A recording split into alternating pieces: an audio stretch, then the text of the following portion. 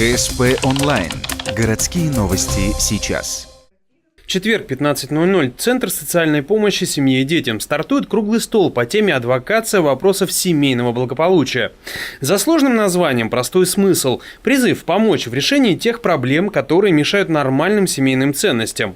Участники тоже подобрали соответственные общественные организации, представители профильных ведомств, ОПДН, соцзащита и врач-нарколог. Чего мы в конечном итоге ждем от этого мероприятия, да?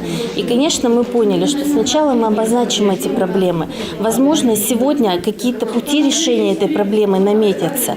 Центр социальной защиты населения выдвигает тезис: в Ухте слишком много рекламы спиртных напитков, а некоторые установлено якобы незаконно. В пример приводятся конкретные адреса, где реклама горячительного соседствует с призывами к покупке более невинных товаров или услуг. Также приводится статистика. В Коме, по данным прошлого года, на душу населения приходится 12,2 литра чистого спирта в год. К тому же в Ухте на официальном учете в наркологии стоит более 1000 человек с пристрастием к алкоголю или наркотикам. Это только те, кто официально зафиксирован. Специалисты центра призывают все структуры помочь с решением вопроса о рекламе спиртного, а также составить своего рода дорожную карту всех тех проблем, которые мешают сохранению института семьи. В этом главная задача круглого стола.